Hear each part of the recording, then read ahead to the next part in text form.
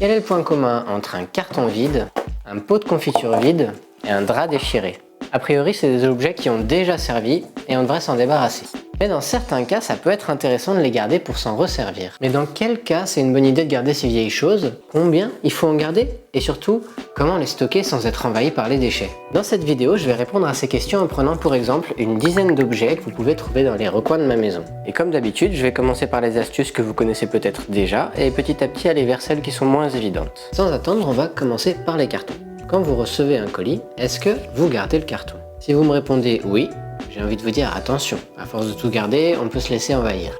Mais si vous me répondez non, il faut que je vous demande comment est-ce que vous faites le jour où vous avez un colis à envoyer? Et comment vous faites le jour où vous avez des petites affaires à emballer pour les stocker? Mais surtout, comment vous faites le jour où vous avez besoin de fabriquer une maison pour le robot ninja du feu? On touche une question essentielle là. Mais la réponse c'est peut-être pas oui, ni non, mais ça dépend. Ça dépend de quoi? Ça dépend de plusieurs choses, la première étant la probabilité d'usage. Alors l'usage, ça veut pas simplement dire qu'un objet doit pouvoir servir à quelqu'un un jour, ça veut dire qu'il doit vous servir à vous dans un futur proche. Regardez les boîtes d'œufs par exemple. On peut s'en servir pour faire de l'isolation phonique, organiser un tiroir, ou même pour faire un support d'ordinateur moche. Moi je fais rien de tout ça, alors si je gardais les boîtes d'œufs, elles s'accumuleraient sans fin. Donc il faut vraiment garder l'objet selon votre usage, ou éventuellement une personne à qui vous allez le donner, mais il faut penser à une personne précise. Prenons les pots de confiture par exemple, et les pots en verre en général, du moment qu'ils se referment de façon hermétique. La meilleure façon de s'en servir, c'est d'y remettre des bonnes confitures faites maison. Et personnellement, je fais pas de confiture, mais ma mère oui. Alors je mets les pots de côté pour lui donner. Apparemment les confitures maison de ta mère, c'est pas que pour elle. Ah, c'est pas interdit d'en profiter, hein. Alors je sais, les pots de confiture, ça peut aussi servir de boîte pour stocker des petites affaires, mais ça fait des boîtes particulièrement lourdes et fragiles. Et s'il vous plaît, ne me parlez pas de la technique de visser les pots sous une étagère pour y mettre de la cacaillerie. Je trouve vraiment pas ça pratique. On doit espacer les pots pour les dévisser, alors ça occupe très mal l'espace. Les pots sont profonds, donc c'est pas facile de récupérer des petites pièces. Et c'est pas toujours évident de revisser le pot bien en face de son couvercle. Bref, on revient à la probabilité d'usage. Ce qui est intéressant, c'est qu'elle ne dépend pas que du type d'objet, mais aussi du nombre d'objets. Et là, je vais prendre pour exemple les vieilles brosses à dents. Elles peuvent encore servir à nettoyer plein de choses. Pour enlever le calcaire à la base des robinets, nettoyer des petits bijoux, ou même une chaîne à vélo encrassée. Alors, oui, je garde une vieille brosse à dents parce que je suis sûr que j'aurai l'occasion de m'en servir. Mais en avoir 10, à quoi ça sert? Ça sert à rien. Merci. Bon, mais la probabilité d'usage, c'est juste un nombre. Ça nous dit pas si oui ou non on doit garder les objets. Est-ce que c'est à partir de 80% de chances de s'en servir? Ou est-ce que je peux garder quelque chose si j'ai seulement 10% de chances de m'en servir un jour? Le critère qui va nous permettre de trancher, c'est l'espace disponible. Ça veut simplement dire que si vous avez une maison de 200 mètres carrés avec 2 greniers, vous allez pouvoir garder plus de choses qu'une famille dans un appartement parisien. Sans déconner. Mais ça dépend aussi de la taille des objets. Et là, je vais prendre pour exemple les boîtes. Je garde assez souvent les petites boîtes sans savoir précisément à quoi elles me serviront. Et quand j'ai besoin de ranger quelque chose, je cherche une boîte de la bonne forme dans mon placard à boîtes. La boîte de mon micro-cravate me permet de ranger des pions de toucher coulé. Une boîte de chargeur de skate électrique me permet de protéger mon kalimba. Et cette boîte de café me permet de ranger les dés.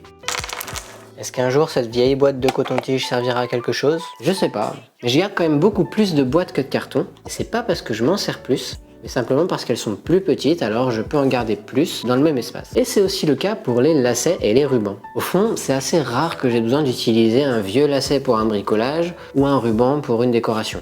Mais je peux en garder beaucoup dans ce petit tiroir, alors j'en garde beaucoup. Bon, maintenant qu'on a parlé un peu du pourquoi je garde telle ou telle chose, on va pouvoir parler du comment. Et la première clé, c'est d'avoir un espace unique dédié. Les rubans vont dans mon tiroir à rubans, les boîtes dans mon placard à boîtes et les cartons vides sur une étagère du garage. Ça, c'est juste la bonne vieille règle de une place pour chaque chose et chaque chose à sa place. Mais bizarrement, pour ce genre d'objet sans valeur, on l'oublie assez souvent. On a les tote bags par exemple. On en a tous trop chez nous. Une des raisons, c'est qu'il y en a un qui traîne dans notre sac à dos, un dans l'entrée, un dans la cuisine. Pour éviter ce problème, je leur ai créé une place dans un placard. Avoir un endroit unique, ça permet évidemment de savoir où les ranger, de savoir où les retrouver quand j'en ai besoin, mais surtout ça permet de savoir quand j'en ai assez, pas les accumuler plus que nécessaire. Alors je sais que pour plusieurs d'entre vous, ça semble assez évident ce que je raconte, mais ça l'est pas pour tout le monde, alors je me suis dit que ça valait peut-être la peine de partager tout ça. Au passage, j'en profite pour vous dire qu'au moment où je sors cette vidéo, je démarre officiellement les accompagnements en visio. Alors pour ceux qui m'ont écrit dans des commentaires qui voudraient bien mon aide mais qui habitent trop loin, maintenant c'est plus un problème. Vous trouverez toutes les infos sur rangeman.fr. Et pour l'instant, on revient à notre endroit unique. Pour certaines choses, c'est facile de trouver une place, mais pour d'autres, il vaut mieux la fabriquer. Par exemple, pour les sacs plastiques, il y a une technique que j'aime bien. Prenez un carton et une paire de ciseaux. Découpez une entaille en forme de triangle avec la pointe vers le bas. Et voilà, vous pouvez ranger tous vos nouveaux sacs plastiques facilement et les attraper en un seul geste, comme avec une boîte de mouchoirs. J'ai aussi utilisé un carton pour stocker mes vieux chiffons. D'ailleurs, c'est l'objet suivant, les vieux tissus. Comme moi, vous avez des enfants, vous savez qu'on ne peut pas garder tous les vêtements. Plusieurs fois dans l'année, on se retrouve avec un nouveau lot de vêtements trop petits. Alors, on revend ceux qui ont le plus de valeur. On donne à des associations ou à la famille ceux qui sont en bon état. Et pour les autres, il reste le recyclage. Mais si on se débarrasse de tout, on rate certaines opportunités d'économie. Par exemple, avoir un vieux chiffon sous la main quand un enfant a renversé son verre de jus de fruits, c'est quand même plus économique que d'y passer 40 feuilles d'essuie-tout. Un vieux drap, ça peut aussi faire papier cadeau. Ça peut même se transformer en tête d'oreiller ou en toile de peinture pour les enfants. Bon, on a parlé de prendre en compte la probabilité d'usage et l'espace disponible, et de choisir un endroit unique. Mais ces endroits ont tous un point commun, une caractéristique parfaite pour éviter l'accumulation. Ils ont une taille limitée. Là, je vais prendre comme exemple le cas des sacs en papier. Je m'en sers par exemple pour aller racheter des fruits et légumes à la supérette ou pour rembourrer des colis et protéger ce qu'ils contiennent. Avant, je gardais mes sacs en papier dans une pile. J'avais tendance à les accumuler inutilement. Maintenant, je les mets sur cette étagère. Et simplement, quand c'est plein, j'arrête d'en ajouter. J'utilise la même méthode pour limiter les anciens bacs à glace. Eux, ils me servent parfois pour emporter des repas froids, si j'ai besoin de quelque chose de plus léger qu'un récipient en verre. Ils me servent aussi à ranger des petites pièces de jeux de construction. Et ben, je les range dans ce tiroir. Je peux en mettre 1, 2, 3, 4, ça passe. Mais le 5e, ça passe plus. Alors j'en garde 4. En fait, avoir cette taille limitée, c'est un très bon moyen pour diminuer la charge mentale. On définit une fois pour toutes l'espace qu'on attribue pour garder toutes ces choses. Et après ça, plus besoin de réfléchir, de se dire est-ce que je vais m'en servir? Est-ce que j'ai la place pour ça? Simplement, s'il reste une place, je le garde. Sinon, je m'en débarrasse. Donc je garde plusieurs sortes de vieux objets, mais il y a toujours une limite au nombre que j'ai en stock.